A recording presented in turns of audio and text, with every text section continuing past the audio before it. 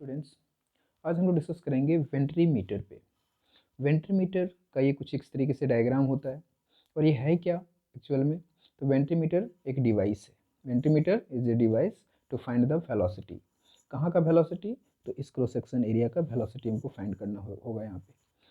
तो सबसे पहले हम इस डायग्राम को एक्सप्लेन करते हैं। इस डायग्राम ये जो कंस्ट्रक्शन है वो किस तरीके से है और कहाँ पे किस तरीके से इसका एरिया ऑफ क्रॉस सेक्शन है और भी किस तरीके से प्रेशर का यहाँ पे डिफरेंस है वगैरह वगैरह हम लोग इसमें डिस्कस कर लेते हैं।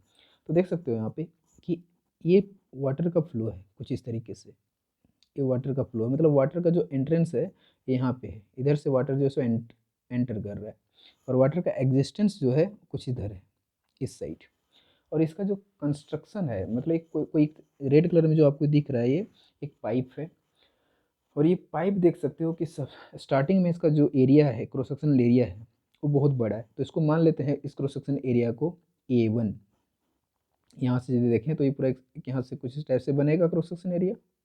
ये क्रॉस सेक्शन एरिया जो हमको दिख रहा है आपको, इसको मान लेते हैं A1। और नेक्स्ट वन इधर आउट जो एग्जिस्टिंग है उसका भी क्रॉस सेक्शन एरिया सेम होगा। तो हम लोग को बेसिकली देखना है दो जगह पे, एक यहाँ पे वाइड एरिया पे और एक यहाँ पे नेरो पॉइंट पे देखना है। तो यहाँ पे भी क्रॉस सेक्शन एरिया यदि देखा जाए, इस पॉइंट पे देखा जाए तो यहाँ का क्रॉस सेक्शन एरिया कम है। तो यहाँ का क्रॉस सेक्शन एरिया को हम लोग मान लेते हैं A2। ठीक है। और यदि स्पीड की बात की जाए तो स्पीड भी दोनों जगह पे डिफरेंट है। यहाँ पे जो वाटर का स्पीड होगा वो मान लेते हैं हम लोग V1 स्पीड है और इस पॉइंट पे जो वाटर का स्पीड होगा वो है V2 मान लिए हम लोग। ठीक है, दोनों जगह पे स्पीड जो है वाटर का वो डिफरेंट है, V1 और V2।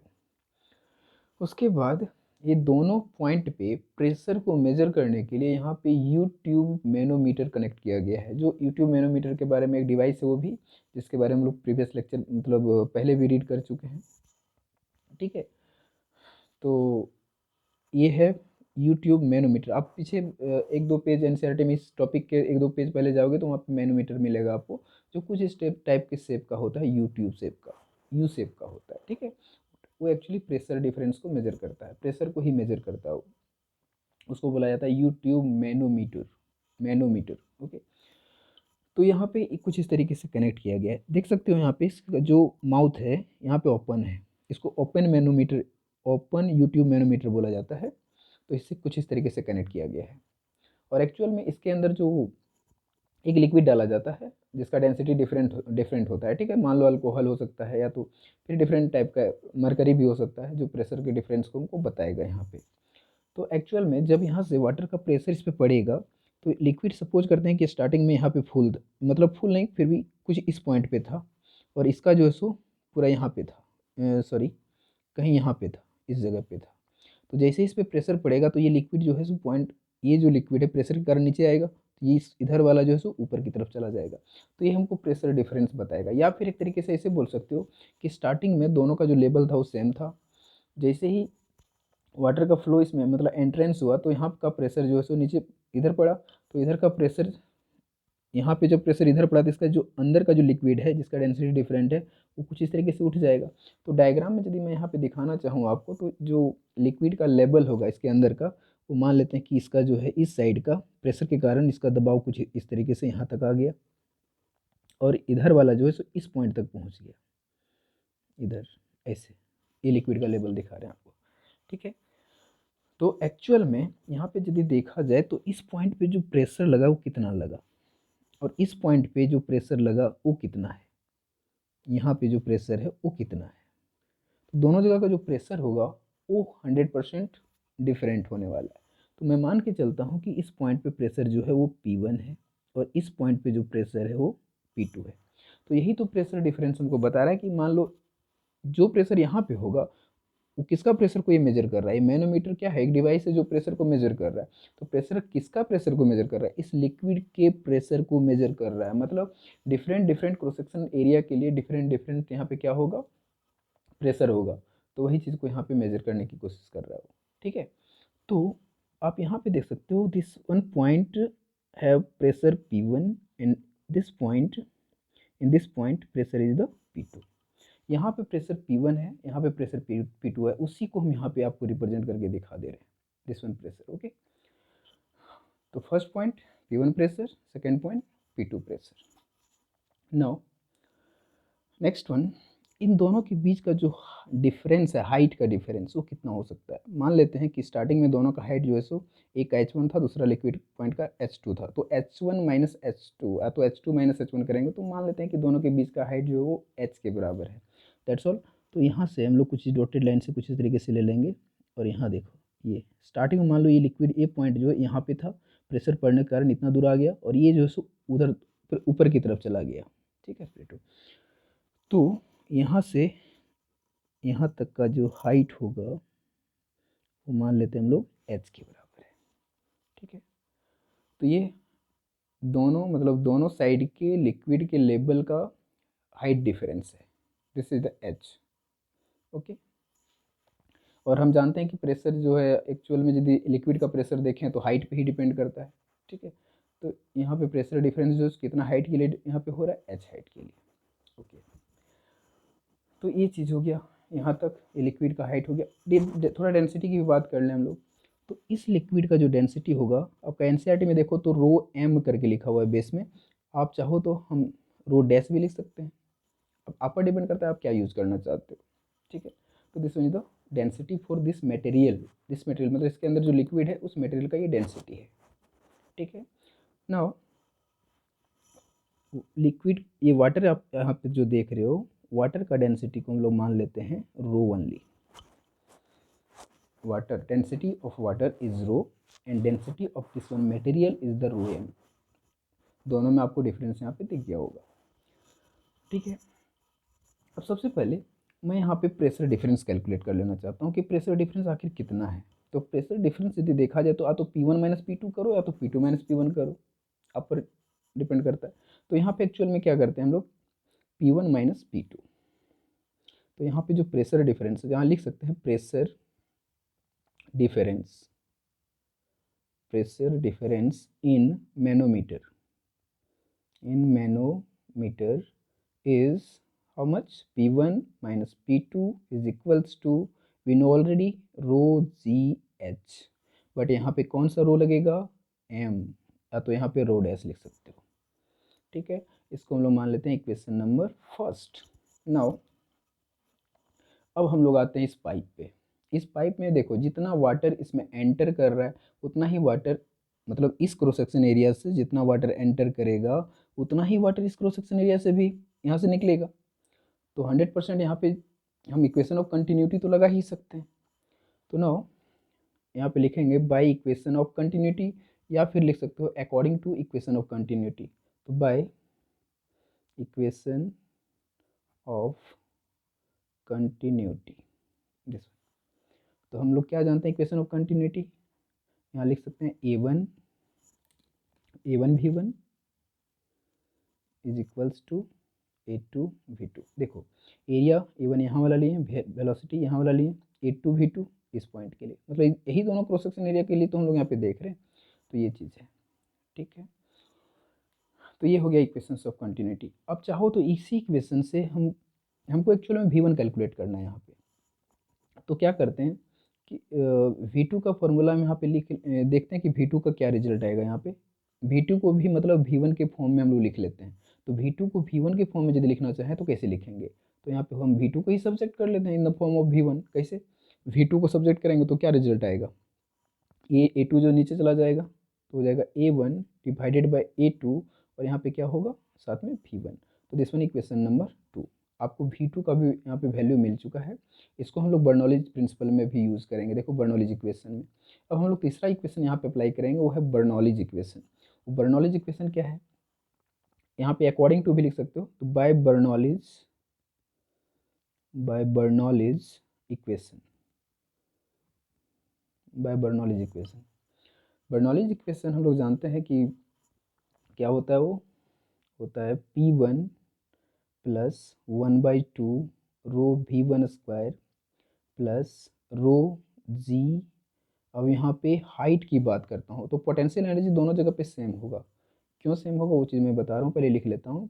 Next one P2 plus 1/2 rho V2 square plus रो GH1।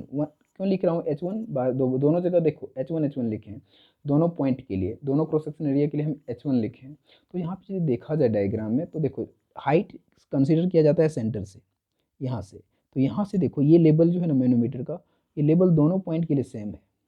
यहाँ से देखो ये सेंटर से, तो यहाँ से इसका हाइट जो होगा इस पॉइंट तक के लिए और यहाँ से जो हाइट होगा इस पॉइंट तक के लिए, दोनों का हाइट सेम होगा। यदि हम इसको h1 माने तो 100% दोनों साइड के लिए जो हाइट होगा वो क्या होगा, h1 ही मिलेगा हमको। यहाँ से यहाँ तक का हाइट और यहाँ से यहाँ तक का हाइट h1 मिलेगा। तो ऐसे सिचुएशन में हम कह सकते हैं कि दोनों का जो पोटेंशियल एनर्जी है वो सेम है। यदि पोटेंशियल एनर्जी सेम है यहाँ पे तो 100% दोनों कट जाएगा दोनों साइड से। बर्नौलीज प्रिंसिपल में जब इक्वेशन को लिखेंगे तो दोनों साइड से पोटेंशियल एनर्जी क्या हो जाएगा, कट हो जाएगा। तो ये कुछ इस तरीके से कट गया। तो ये यहाँ तक हुआ।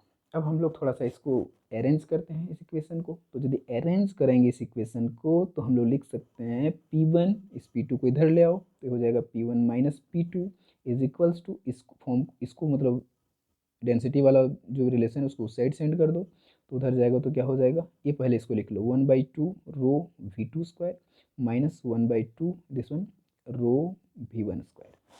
ठीक है, अब यहाँ पे 1/2 रो कॉमन ले लेते हैं तो अंदर क्या बचेगा V2 square minus V1 square. ठीक है, velocity of 1 2 square minus velocity of 1 का स्क्वायर। अब देखो V2 का जो फार्मूला है यहाँ पे रखा हुआ है, इसको हम लोग यहाँ पे सब्स्टिट्यूट कर देते हैं।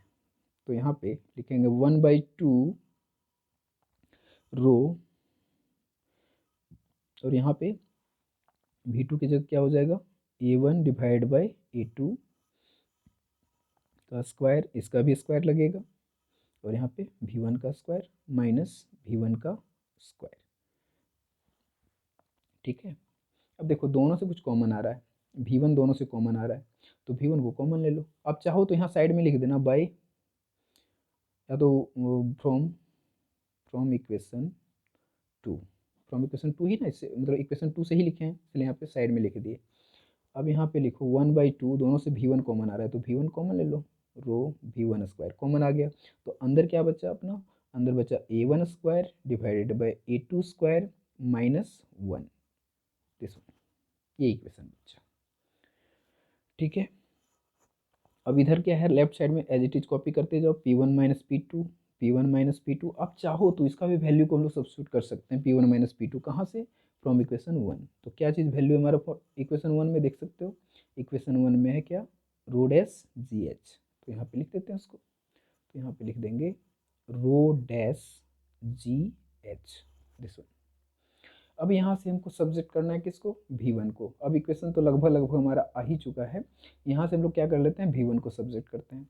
तो V1 को यदि सब्जेक्ट करेंगे तो देखो सबसे पहले ये 2 जाएगा इधर क्रॉस मल्टीप्लिकेशन, तो सबसे पहले हम V1 को सब्जेक्ट करते हैं। यहाँ पे लिखते हैं V1 का whole square is equals to, ये क्रॉस मल्टीप्लिकेशन तो यहाँ पे आएगा 2 rho dash g h divided by में क्या जाएगा, divided by this one rho. ठीक है, और ये पूरा टर्म नीचे जाएगा A1 का होल स्क्वायर बाई A2 का होल स्क्वायर माइनस 1। इसको हम ऊपर ना ले जा करके हम मतलब नीचे ना ले जा करके हम उसको ऊपर में ही रखते हैं, बस पावर को माइनस 1 लगा देंगे तो A1 square divide by A2 square minus 1 to the power of negative, minus लगा दिए, ये नीचे से उसको ऊपर ले आए समझो एक तरीके से, तो माइनस 1 पावर लगा दिए कुछ इस तरीके से। अब आपको क्या करना है, इस V1 को कैलकुलेट करना है ना, तो ये तो स्क्वायर में है, इसको हटाना है तो इधर रूट आएगा राइट साइड में, तो यहाँ पे लिखते हैं V1 इज इक्वल्स टू, इसमें रूट लगा दो तो हो जाएगा 2 rho dash g h divided by rho, और यहाँ पे अपना हो जाएगा A1 square by A2 square minus 1। अब देखो इस पर यदि रूट आएगा ना तो ये हो जाएगा 1/2 रूट, मतलब किसी के ऊपर रूट यदि आता है तो उसको 1/2 के फॉर्म में लिखते हैं हम लोग। तो यहाँ पे 1/2 से यदि मल्टीप्लाई होगा -1 तो क्या हो जाएगा -1/2, मतलब इन द फॉर्म ऑफ √2 भी लिख सकते थे यहाँ पे, बट √2 में नहीं लिखे हम लोग। यहाँ पे ये एक्चुअली नीचे लिखा था, ठीक है, तब आपको रूट में थोड़ा अच्छा लगता, सूटेबल लगता देखने में, नहीं तो यहाँ पे रूट लगा कर फिर उसके ऊपर -1 लगाने में अच्छा नहीं लगेगा, इसलिए कुछ इस तरीके से हम लोग लिख दिए यहाँ पे। ठीक है, तो एक ही चीज़ है, तो कुछ ये जा करके आपका इक्वेशन फाइनल आता है V1 is equals to root under 2 rho dash g h divide by rho bracket of a1 square by a2 square minus 1 to the power of -1/2। ये इक्वेशन आपका आ गया वेलोसिटी का, जो इस पॉइंट पे, जो इसी डायग्राम में आप देख सकते हो, यहाँ पे लिक्विड का उतना वेलोसिटी होगा, ठीक है। और यहाँ पे वेलोसिटी इतना होगा, तो यहाँ पे वेलोसिटी 100% उसका जो इस पॉइंट पे होगा वेलोसिटी तो 100% ज़्यादा होगा। ये तो हम लोग ऑलरेडी जानते हैं कि एरिया ऑफ क्रॉस सेक्शन के अकॉर्डिंग जो है सो वेलोसिटी तो चेंज होता ही है, ठीक है। साथ ही साथ प्रेशर का डिफरेंस को यहाँ पे समझना है हम लोग को, और एक्चुअल में इसको इस तरीके का कंस्ट्रक्शन क्यों दिया गया है। एक क्वेश्चन यहाँ पे बनता है कि इस तरीके का कंस्ट्रक्शन क्यों है।